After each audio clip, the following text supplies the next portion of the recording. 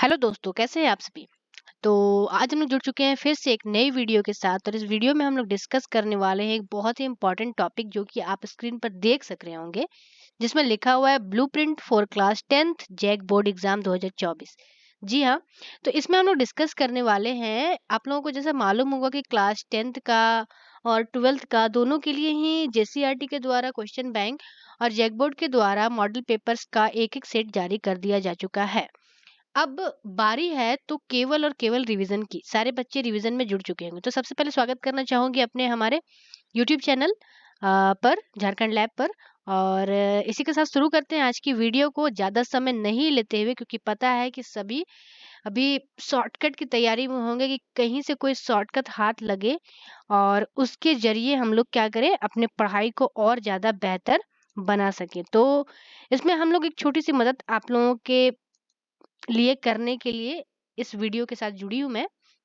और जी हाँ, जैसा कि आप देख पा रहे हो यहाँ पे कि ब्लूप्रिंट आप लोगों के सामने डिस्कस किया जाएगा और ये ब्लूप्रिंट का रेफरेंस जो है वो जैक मॉडल मॉडल पेपर 2023 है, जैसा कि आप लोगों को मालूम है।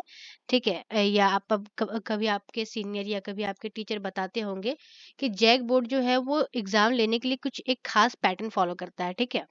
तो क्या उसका पैटर्न रहता है, किस टाइप से, किस चैप्टर से वो कितने क्वेश्चन पिक करता है।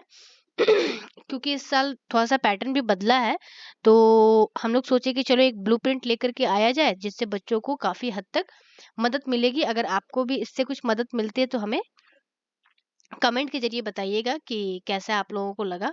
और इसमें साथ ही साथ मैं ये भी बताऊंगी आप लोगों को कि क्या आप लोगों को इससे करना है, कैसे इससे बेनिफिट लेना है। तो जैसा कि आप लोग यहाँ पर ये एक चार्ट देख पा रहे हो, जैसे ये जो है ऑब्जेक्टिव क्वेश्चन, ठीक है, जो जैक बोर्ड का जो मॉडल पेपर है उसका ऑब्जेक्टिव क्वेश्चन देखिए, इसमें से कौन कौन चैप्टर ज्यादातर इंक्लूड किया गया। देखिए, 1 चैप्टर, 1.2, 1.4, फिर यहाँ देख लीजिए 1 चैप्टर और है क्या, नहीं।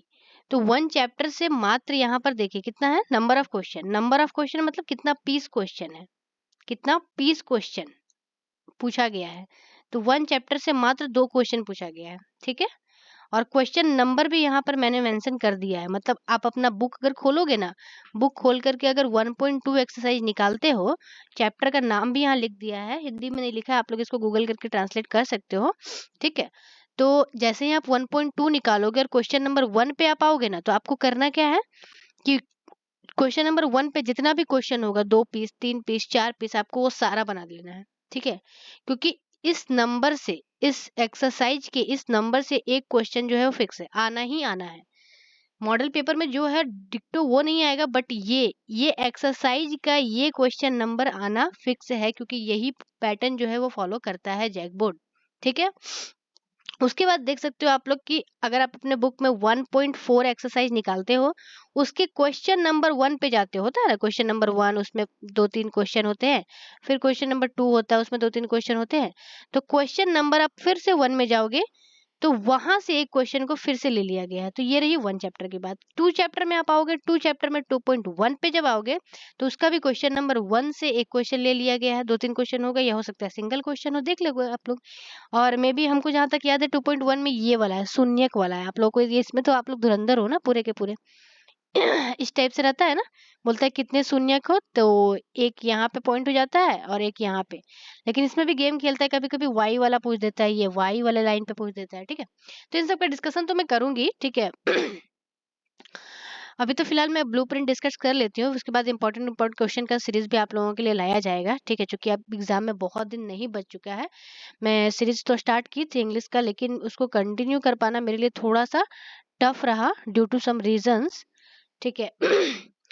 और ये 2.2 में आप लोग देख सकते हो क्वेश्चन नंबर 2, और उसमें से भी मात्र एक क्वेश्चन। 3.2 में क्वेश्चन नंबर 3 और क्वेश्चन नंबर 2 दोनों से ही एक एक क्वेश्चन देखने को मिला है। ठीक है। यहाँ चैप्टर नाम भी मेंशन है आप लोग का। ठीक है। हिंदी में आप इसको सर्च करके हिंदी ट्रांसलेट कर सकते हो। इसके बाद देखिए 3.2 से वापस से 3.2 से क्वेश्चन नंबर 4 का एक क्वेश्चन देखने को मिला है। तो मैं जहां तक यहाँ पे नोटिस कर पाई हूँ, इसमें दिखाई पड़ रहा है कि 3.2 से 3 क्वेश्चन पूछ दिया गया है। ठीक है, तो 3.2 को आप लोग बहुत अच्छे से कर लोगे। इसमें क्या है, इसका भी मैं एक बार रिवीजन आप लोगों को करवाई थी, इसको फिर से मैं करवा दूंगी। इसका बस एक जो चार्ट नहीं होता है वो वाला संगत, असंगत, समानांतर, प्रतिच्छेदी वगैरह, उसका एक चार्ट मैं आप लोगों को याद करवा दूंगी। ठीक है, बहुत जल्द वो क्लास लूंगी मैं। उसके बाद 3.3 में देख सकते हो आप लोग, 3.3 वही एक्स और वाई का वैल्यू निकालना। इसमें हेडिंग पे कुछ नहीं दिया हुआ था कि आपको ये रूल लगाना है वो रूल लगाना है। दो मेथड है ना, एक प्रतिस्थापन है, एक विलोपन है, और एक वज्र गुणन है। 3 मेथड है शायद। तो कुछ मेथड का नाम नहीं लिखता है, आपको जिस मेथड से सॉल्व करना है सॉल्व करिए। एक क्वेश्चन यहाँ से पूछा गया। ठीक है, फिर यहाँ पर आप लोग देख सकते हो 4 चैप्टर से द्विघात समीकरण, जो क्वाड्रेटिक इक्वेशन है, द्विघात समीकरण सॉरी। और यहाँ से भी एक क्वेश्चन आप लोग के लिए पूछा गया। फिर 4.2 से भी क्वेश्चन पूछा, 4.4 से भी, यानी 4 चैप्टर में पूरा केवल एक एक्सरसाइज छोड़ करके 4.3 को छोड़ करके तीनों एक्सरसाइज से क्वेश्चन किया गया है। तो ये तो केवल ऑब्जेक्टिव का बात, अभी तक मैं जो बता रही हूँ तो केवल ऑब्जेक्टिव का बात है। ठीक है, सब्जेक्टिव तो और आगे है। उसके बाद यहाँ पर देखिए 5 चैप्टर से, 5 चैप्टर से भी एक एक क्वेश्चन पूछा गया। और ये क्वेश्चन नंबर 5.1 का क्वेश्चन नंबर 2 है, तो 2 में वही था डी और ए निकालिए, ऐसा करके कुछ। ठीक है, फिर यहाँ से भी देखिए 2 नंबर से ही है 5.2 में। फिर 6.1, 6.2 और 6.4, इन तीनों से भी ऑब्जेक्टिव क्वेश्चन एक एक पूछा गया है। फिर 7 चैप्टर हो गया आप लोगों का दूरी निकालने वाला, दूरी निकालने वाला से एक क्वेश्चन आप लोग के लिए पूछा गया है यहाँ पर। फिर 7.2 है, 7.2 वही निर्देशांक ज्यामिति, हिंदी में मैं चैप्टर नाम बोलते जा रही हूँ। ठीक है, और देखिए 7.2, यानी आप लोग देख सकते हो कि ऑब्जेक्टिव में केवल 7.1 से भी क्वेश्चन है, 7.2 से, 7.3 से। फिर 8 चैप्टर में आ जाते हैं, तो देखिए 8.1, 8.2, 8.3, ऑब्जेक्टिव में 8.4 से क्वेश्चन नहीं पूछा है। ठीक है, और पूछता भी नहीं है, क्योंकि बनाना पॉसिबल नहीं, 8.4 में सारा सिद्ध करो ही होता है। ठीक है, तो ये चैप्टर कौन सा है, ट्रिग्नोमेट्री यानी कि त्रिकोणमिति। ठीक है, हिंदी में मैं चैप्टर नाम बोलते चली जा रही हूँ, क्योंकि लिखना थोड़ा सा मैं भूल गई। उसके बाद 9.1, तो आप लोगों को पता है 9 में केवल एक ही एक्सरसाइज है 9.1, इससे मात्र एक क्वेश्चन किया गया और काफी नॉमिनल क्वेश्चन था, चूंकि ऑब्जेक्टिव का था। 10 चैप्टर से भी एक, सॉरी 10 चैप्टर से यहाँ पर 3 क्वेश्चन पूछे गए हैं। ठीक है, 3 क्वेश्चन है। और 15.1 से एक क्वेश्चन प्रोबेबिलिटी यानी प्रायिकता चैप्टर से पूछा गया है। और 12.2 एरिया रिलेटेड टू सर्कल, मतलब वृत्त से संबंधित क्षेत्रफल, उससे भी एक क्वेश्चन है। और 14.4 में आपका वो तोरण वाला होता है ना एक सवाल, तो बस एक तोरण वाला सवाल पूछा गया था। तो ये रहा कुछ ऑब्जेक्टिव का। अब देखिए आप लोग को करना क्या है, ये भी मैं आप लोग को लगे हाथ बता देती हूँ कि आप लोग को इसमें करना क्या है, कैसे आप अपने तैयारी को इस ब्लूप्रिंट के हेल्प से और ज्यादा अच्छा कर सकते हो।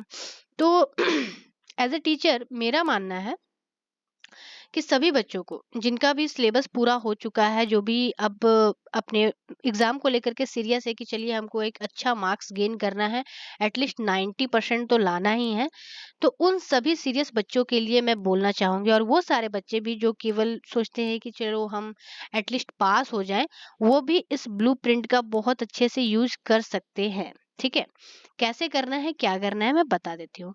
देखिए सबसे पहले आप लोगों को एक नोटबुक, कोई सा भी कॉपी ले लीजिए। ठीक है, जैसा भी कॉपी हो कोई दिक्कत नहीं। उसमें करिए क्या, चैप्टर 1.2, क्योंकि ये आपको वीडियो में दिख रहा है तो आप इसका स्क्रीनशॉट ले सकते हो, तो ये पूरा पूरा आपका चार्ट आ जाएगा आपके पास। 1.2 निकालिए, उसका क्वेश्चन नंबर 1 निकालिए। ठीक है, क्वेश्चन नंबर 1 में क्या था, क्वेश्चन नंबर 1 में 1, 2, 3 क्वेश्चन है एचसीएफ निकालने का, यूक्लिड विभाजन एल्गोरिथम से। आपको क्या करना है, वो तीनों क्वेश्चन बना लेना है।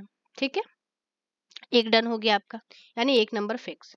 उसके बाद आप चले आइए 1.4 में। ठीक है, यहां से भी क्वेश्चन नंबर 1 से सवाल बना है, तो क्वेश्चन नंबर 1 का अगर 3 क्वेश्चन है या 4 क्वेश्चन है या 5 क्वेश्चन है, आप बना डालिए उसको भी। आई थिंक इसमें 8-9 क्वेश्चन है, वो दशमलव प्रसार वाला है I think, if I am not wrong. ठीक है, बिकॉज मैं भी क्लास करवाती हूँ तो मुझे इतना आइडिया है। अदरवाइज आप लोग भी कुछ अपना सजेशन दे सकते हो कि मैम ये गलती है या फिर ये गलती है, बट ठीक है।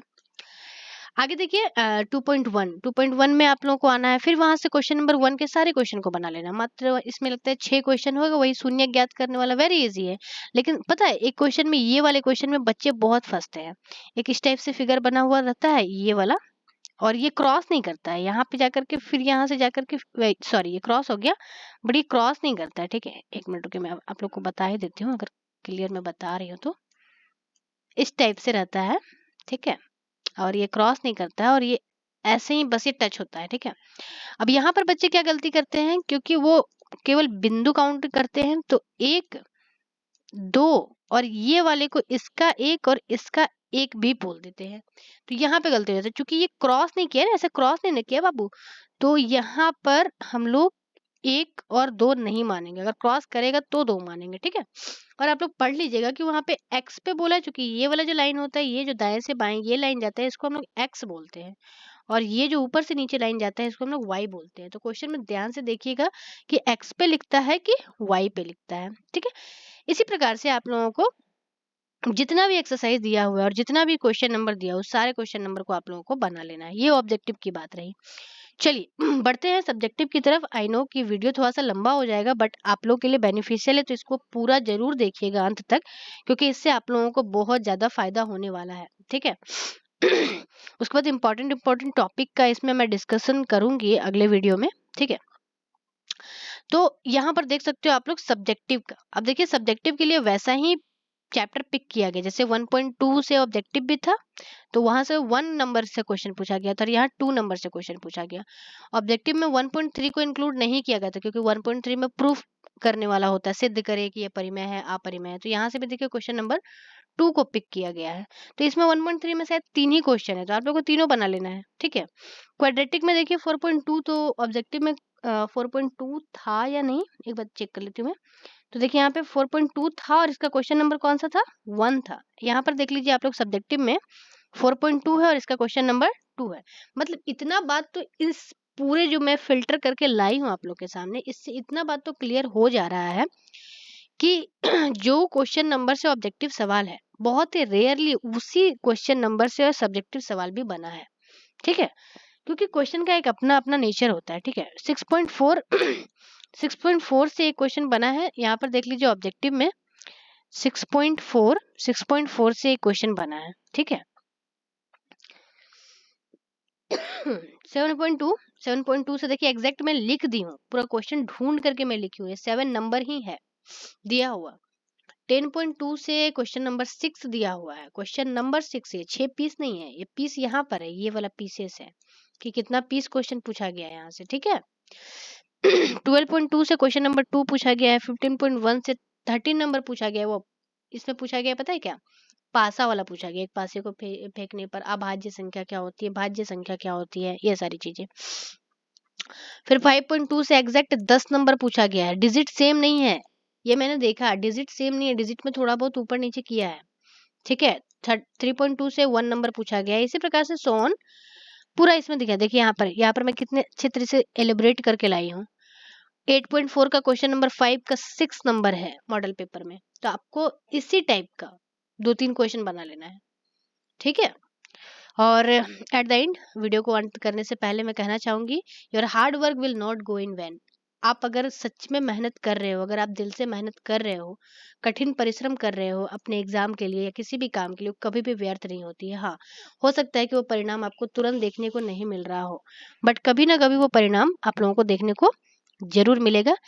अगर ये वीडियो आप लोगों के लिए थोड़ा सा भी बेनिफिशियल होता है, तो आप लोग कमेंट में लिख करके मुझे बता सकते हो, ताकि मैं अगली वीडियो को बनाने के लिए थोड़ा सा और एक्साइटेड हूँ कि चलो मेरे जितने भी बच्चे हैं वो मेरे द्वारा किए गए मेहनत को पसंद कर रहे हैं। इससे हम लोग को थोड़ा सा मोटिवेशन मिलता है, और क्या ही बोलूँ।